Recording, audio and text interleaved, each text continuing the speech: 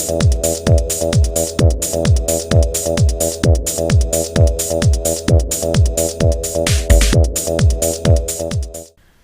folks, today I'd like to take a casual peek into part 2 of my first Q&A. Let's go ahead and continue on, and we'll go ahead and answer another of Lunacy's questions. Let's see here. Which toy line from the 80s are your favorite, and do you still collect them?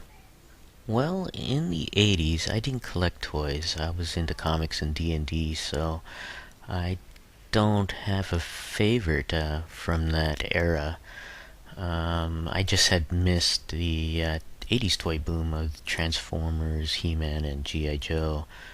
So I don't really have an answer to this question. Maybe if I change the question a bit to maybe the 70s. I was into G.I. Joes, mostly through hand-me-downs from my cousins.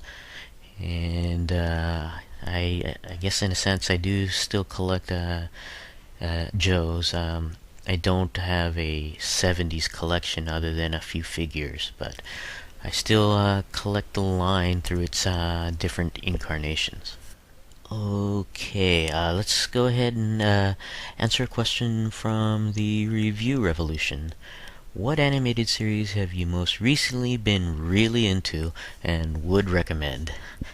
Okay, I know this answer is not going to agree with the Review Revolution because I've seen your vids and I know your opinion on this show, but I've been watching He-Man and the Masters of the Universe, the 2000 version of the series, and I've actually been enjoying it. I really like it a lot, and I never really watched the He-Man series from the early 80s, so I don't have that attachment that a lot of the Masters of the Universe collectors and fans have to that show.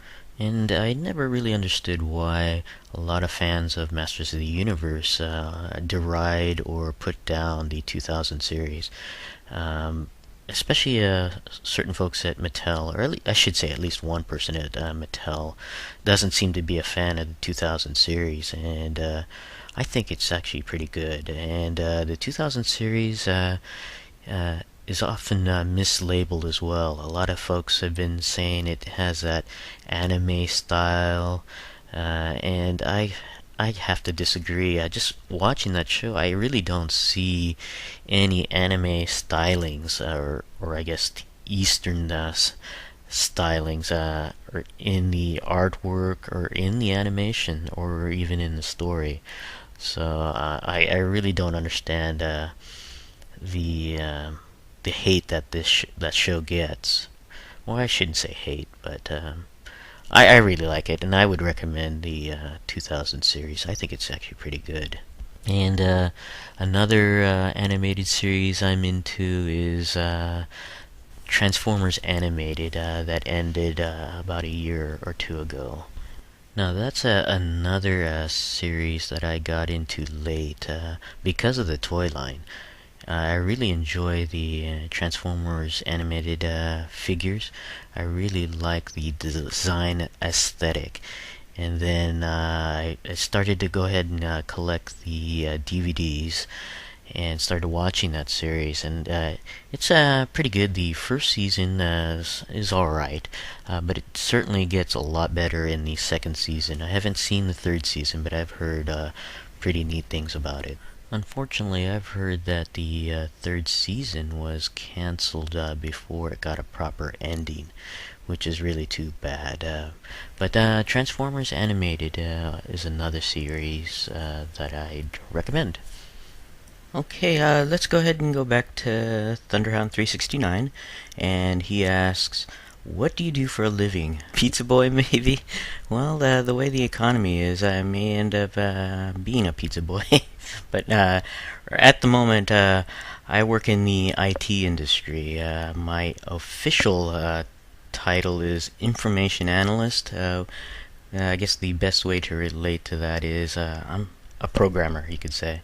I do a little bit more than just programming, but that's the closest thing you could relate to an information analyst. Okay, back to Lunacy. Which type of mecha franchise that you would like to see hit the big screens?